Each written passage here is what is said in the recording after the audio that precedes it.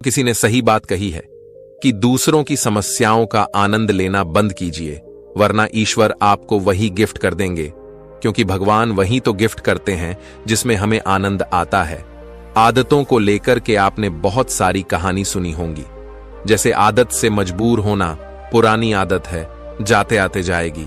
बहुत सारी कहावतें हैं, जैसी आदत है वैसा जीवन, लेकिन आदत ऐसे नहीं बनी है। दरअसल हम जिंदगी के नाम पर आदतों को ही जीते हैं। बहुत सारी आदतों को एक जगह इकट्ठी कर ले तो जो बनती है वह है हमारी जिंदगी। बहुत समय पहले की बात है, एक राजा था जो अपनी प्रजा और अपने परिवार का खूब ख्याल रखता था।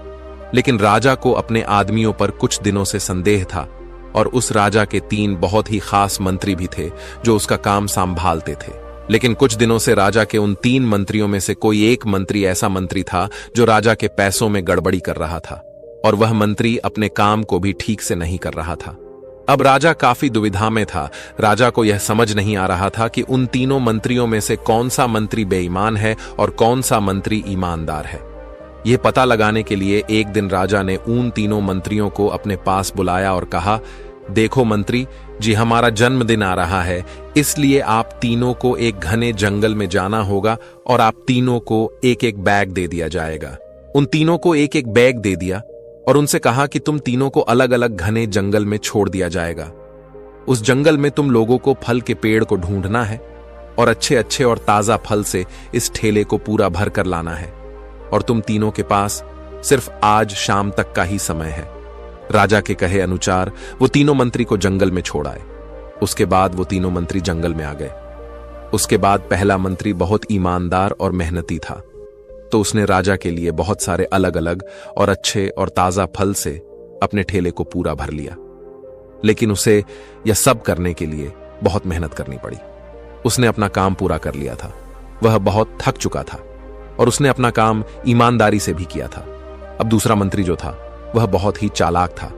उसने सोचा, राजा के पास इतना समय थोड़ी है कि वह यह सब जांच करे कि मैंने अच्छे फल लाए हैं या खराब, तो बिना ज्यादा मेहनत किए उसे जैसे ही फल जमीन पर पड़े मिले, उसने वह अपने ठेले में रख लिया, बिना यह सोचे कि वह अच्छे हैं या खराब जो उसे जमीन पर पड़े।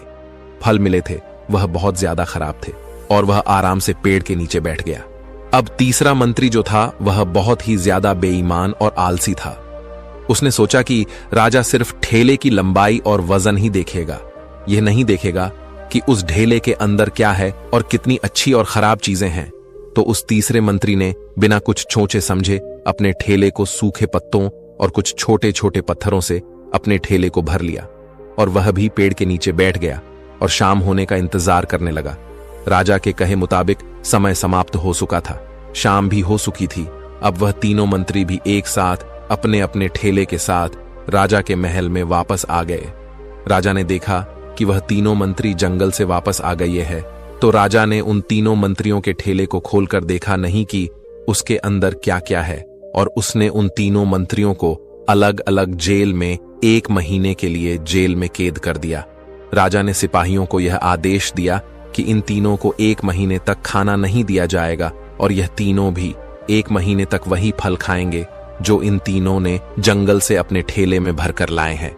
और उन 3 मंत्री को राजा ने जेल में कैद कर दिया।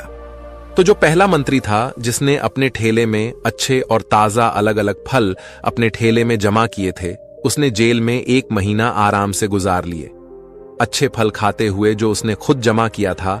उसके बाद जो दूसरा मंत्री था जिसने बेकार और खराब फल अपने ठेले में रखे थे, उसे वही बेकार और खराब फल 1 महीने तक खाने पड़े और वह उस जेल में ज्यादा दिनों तक टिक नहीं पाया और बाद में वह खराब फल खाने की वजह से बीमार पड़ गया और उसकी तबीयत खराब हो गई। अब जो तीसरा मंत्री था जो बहुत ही बेईमान और आलसी था, जिसने अपने ठेले में सिर्फ सूखे पत्ते और कुछ छोटे छोटे पत्थर भरे थे, क्योंकि उसके ठेले में खाने के लिए कुछ सूखे पत्ते और कुछ छोटे छोटे पत्थर ही थे, तो वह 1 महीने के लिए क्या खाता। और तभी उसे अपने बेईमानी और आलस्य पर पछतावा होने लगा कि शायद मैंने उस दिन थोड़ी मेहनत करके इस ठेले में फल रख दिए होते तो आज मेरा ये हाल नहीं होता। और वह बिना कुछ खाए वह मंत्री जेल में 2 दिन के बाद ही जेल के अंदर ही भूख के कारण मर गया। तो दोस्तों, इस कहानी से हमें यह सीख मिलती है कि हम जो आलस और बेईमानी करते हैं। बेईमानी मतलब अपने ही काम में अपना कुछ नहीं करना, अपना मन नहीं लगाना और खाली बैठे रहना। तो उससे आज तो हमें कोई फर्क नहीं पड़ता। आज तो हम अपने काम में आलस करके आराम कर लेते हैं, लेकिन कल भविष्य में कुछ दिन के बाद हमें उस पर पछतावा होता है। आपने बहुत से लोगों को यह कहते हुए सुना होगा कि काश उस समय पर मैं ऐसा कर लेता तो आज उस इंसान की जगह मैं होता, लेकिन उस समय पर उन लोगों ने आलस को अपनाया था, इसीलिए वह आज जहां के वही है। और जिसने मेहनत को अपनाया था वह इंसान अपनी मंजिल में आगे बढ़ गया। तो अपने काम के साथ बेईमानी और आलस्य बिल्कुल भी मत करो। उसके बाद तो हमें पछतावे के अलावा और कुछ भी नहीं मिलता। ये जो समय है ना, इसकी कीमत कोई नहीं लगा सकता है। हम लाखों रुपए देकर भी अपनी जिंदगी का 1 मिनट भी वापस नहीं ला सकते। इसीलिए इस समय का सही उपयोग करो। समय की एक अच्छी बात है और एक बुरी बात है। अच्छी बात यह है कि हम उसे किन चीजों में गुजारते हो, यह हमारे हाथ में होता है।